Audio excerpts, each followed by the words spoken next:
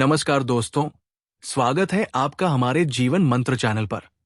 क्या आपने कभी सोचा है कि प्रकृति हमें कितने गहरे सबक सिखाती है? आज हम एक ऐसी कहानी लेकर आए हैं जो आपके जीवन को बदल सकती है। ये कहानी है बाज से सीखने वाले जीवन के 8 महत्वपूर्ण पाठों की। अगर आप इस वीडियो को अंत तक देखेंगे तो आपको ऐसा लगेगा कि आपकी सोच पूरी तरह बदल गई है। आप खुद से पूछेंगे कि अब तक मैंने इन सबकों को क्यों नहीं अपनाया? तो चलिए बिना देर किए शुरू करते हैं इस प्रेरणादायक कहानी को जो हमने आपके लिए और गहराई से तैयार की है। याद रखें, इस चैनल पर हम हर रोज ऐसे जीवन मंत्र लाते हैं जो आपको मजबूत बनाते हैं। इसलिए अभी सब्सक्राइब कर लीजिए और बेल आइकन दबा दीजिए ताकि आप कोई भी वीडियो मिस न करें। अब सुनिए ये कहानी। किसी दूरस्थ समुद्र तट पर, जहां लहरों की गर्जना और हवाओं की सरसराहट ही जीवन का संगीत थी, वहां एक साधु जी अपना आश्रम बनाकर रहते थे। साधु जी का नाम था महर्षि विद्यानंद। वे एक ऐसे संत थे जिनकी आंखों में ज्ञान की ज्योति हमेशा चमकती रहती थी। उनका आश्रम कोई भव्य इमारत नहीं था, बल्कि समुद्र की रेत पर बने कुछ साधारण झोपड़ियां थी, जहां प्रकृति ही उनका साथी थी। हर शाम जब सूरज ढलने लगता और आकाश नारंगी रंग में रंग जाता, साधु जी समुद्र के किनारे बैठकर ऊपर उड़ते बाजों को बड़े ध्यान से निहारते थे। उन बाजों की उड़ान में उन्हें जीवन का सार नजर आता था। बाज की वो ऊंची उड़ान, उसकी नजर की तेजी और उसकी अटूट इच्छा शक्ति सब कुछ साधु जी को प्रेरित करता था। वे घंटों तक उन पक्षियों को देखते रहते जैसे वे कोई गहन ध्यान कर रहे हों। एक शाम जब हवा में नमकीन खुशबू फैली हुई थी और लहरें तट से टकराकर संगीत पैदा कर रही थी, साधु जी के कुछ शिष्य उनके पास आए। उन शिष्यों में से एक था युवा आर्यन, जो हमेशा जिज्ञासु रहता था। अन्य शिष्य थे विमल, जो शांत स्वभाव का था, रिया, जो प्रकृति प्रेमी थी, और करण, जो जीवन की चुनौतियों से जूझ रहा था। वे सभी साधु जी के पास बैठ गए और साथ में उन उड़ते बाजों को देखने लगे। बाज इतनी ऊंचाई पर उड़ रहे थे कि वे बादलों को छूते हुए लग रहे थे। उनकी उड़ान में एक स्वतंत्रता थी, एक शक्ति थी जो देखने वाले को मंत्रमुग्ध कर देती थी। आर्यन ने अपनी जिज्ञासा को रोक न सके और साधु जी से पूछा, साधु जी, आप हर शाम इन उड़ते हुए पक्षियों को इतने ध्यान से क्यों देखते हैं? क्या इनमें कोई विशेष रहस्य छिपा है? साधु जी कुछ देर चुप रहे, आंखें अभी भी आकाश पर टिकी हुई थी। फिर उन्होंने धीरे से मुस्कुराते हुए कहा, बेटा आर्यन, जीवन में अगर कुछ बनना है तो बाज बनना होगा। कभी तोता मत बनना, क्योंकि तोता बहुत बोलता है, लेकिन कभी ऊंचा नहीं उड़ पाता।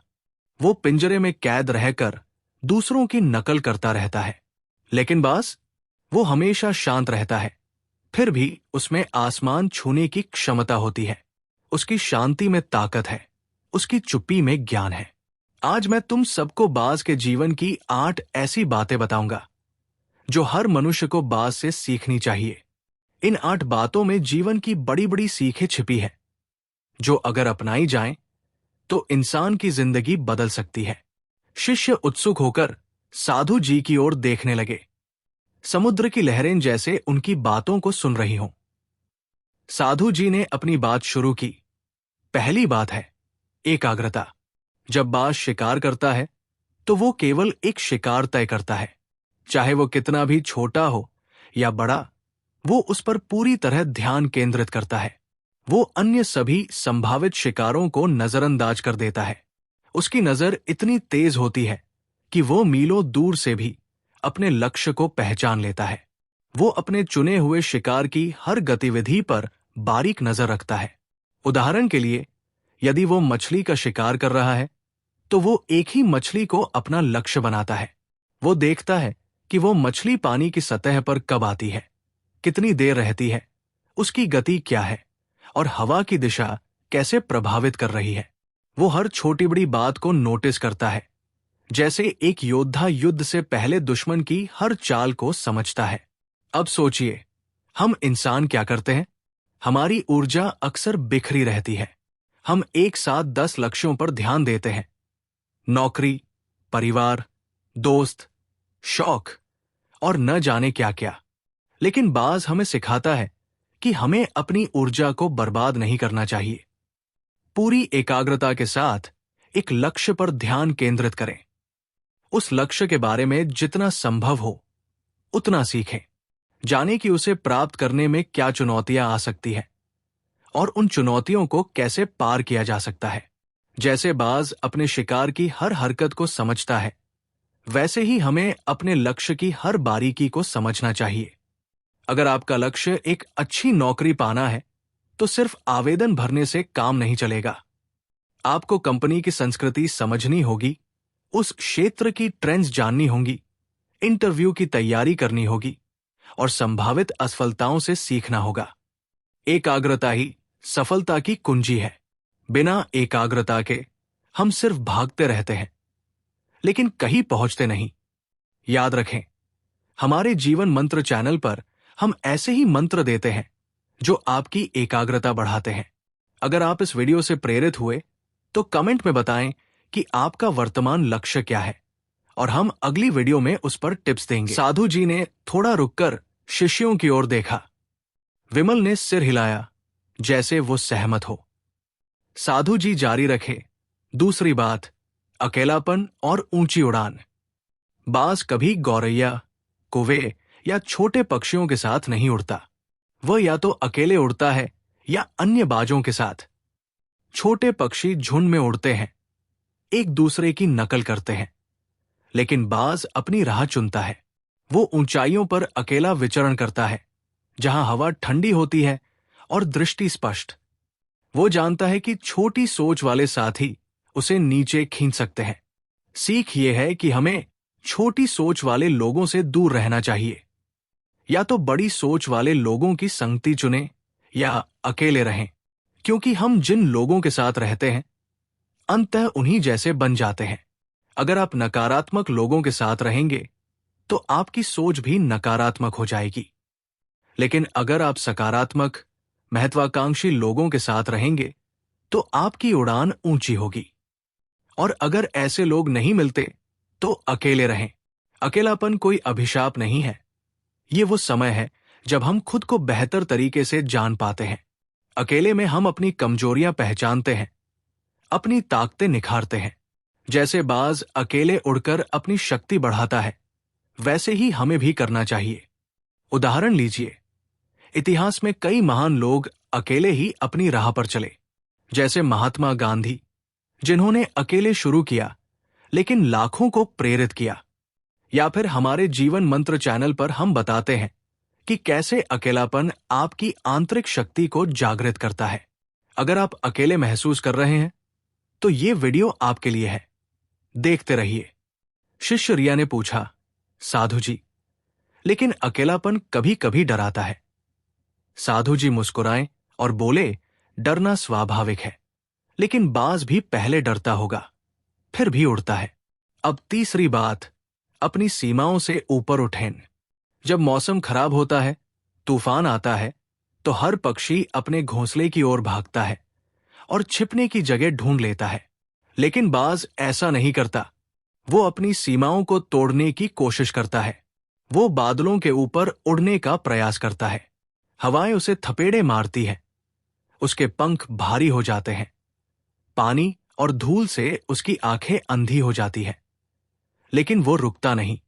वो उड़ता रहता है तब तक जब तक बादल छंट नहीं जाते और सूरज फिर से चमकने लगता है।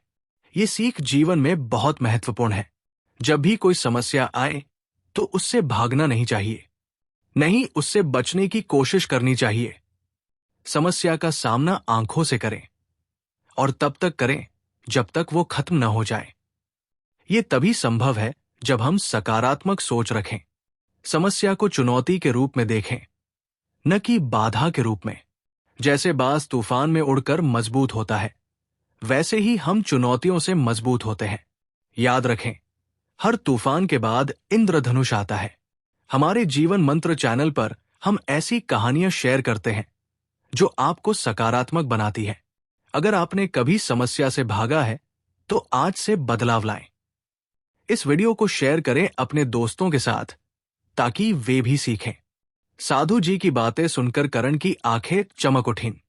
वो बोला, साधु जी, ये तो अद्भुत है, और बताइए। साधु जी ने जारी रखा, चौथी बात, अपने कंफर्ट जोन से बाहर निकले। बाज कभी भी अपने घोंसले में घास के नरम तिनके नहीं रखता। जो तिनके नरम हो जाते हैं वो उन्हें बाहर फेंक देता है। वो ऐसा इसलिए करता है क्योंकि उसमें घोंसले से बाहर निकलकर शिकार करने का जुनून होता है। उसके बच्चे आलसी नहीं बनते। वे लगातार घोंसले से बाहर निकलने की कोशिश करते हैं, उड़ना सीखते हैं और अपनी रक्षा करना सीखते हैं। घोंसला उनके लिए आराम की जगह नहीं बल्कि तैयारी की जगह है। सीख ये है कि हमें अपना आराम छोड़ना चाहिए। जहां आराम है वहां विकास नहीं होता। खुद को हर दिन थोड़ी कठिन परिस्थितियों से गुजारें, जैसे व्यायाम करना, नई स्किल सीखना या असुविधाजनक निर्णय लेना। यही वो चीजें हैं जो हमें मजबूत बनाती है। अगर आप हमेशा कंफर्ट में रहेंगे तो जीवन की ऊंचाइयों को नहीं छू पाएंगे। बाज हमें बताता है कि असुविधा ही प्रगति की सीढ़ी है। उदाहरण के लिए, कई सफल लोग जैसे एलोन मस्क या हमारे भारतीय उद्यमी, वे कंफर्ट छोड़कर रिस्क लेते हैं। हमारे जीवन मंत्र चैनल पर हम ऐसे टिप्स देते हैं कि कैसे कंफर्ट जोन से बाहर निकला जाए। अगर आप तैयार हैं बदलाव के लिए तो ये वीडियो देखते रहिए। अब साधु जी ने 5वीं बात शुरू की। 5वीं बात, मृत शिकार न खाएं। बाज कभी मरा हुआ शिकार नहीं खाता। वो हमेशा जीवित शिकार का ही शिकार करता है। मरा हुआ शिकार सड़ा हुआ होता है, जो उसके लिए हानिकारक है। वो ताजगी चुनता है, जीवन चुनता है। सीख है कि हमें कभी अतीत में नहीं रहना चाहिए। अपने अतीत की सफलताओं या असफलताओं को लेकर नहीं घूमना चाहिए। अतीत मर चुका है, वो वापस नहीं आएगा। अपने मृत, सड़े हुए विचारों पर ध्यान न दें। पुरानी यादें जो परेशान करती हैं, उन्हें छोड़ दें। अतीत को वर्तमान में न लाएं, वरना वो आपको जीने नहीं देगा। फोकस भविष्य पर करें, नए अवसरों पर। हमारे जीवन मंत्र चैनल पर हम बताते हैं कि कैसे अतीत से मुक्त हुआ जाए। अगर आप अतीत में फंसे हैं तो ये कहानी आपके लिए है। 6ठी बात पर साधु जी बोले, साहस, अकेले आगे बढ़े।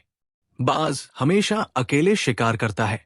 वो जानता है कि भीड़ हिम्मत देती है, लेकिन असली हिम्मत छीन लेती है। जो अकेला निकलता है उसमें सबसे ज्यादा साहस होता है। बाज दूसरे की मदद नहीं लेता, यहां तक कि अपने बच्चों की भी नहीं। शेर भी झुंड में शिकार करता है, लेकिन बाज नहीं। यही उसकी ताकत है। सीख, लक्ष्य के लिए अकेले चलने से न डरें। बुद्ध जैसे महान लोग अकेले चले। हमारे चैनल पर हम साहस की कहानियां शेयर करते हैं।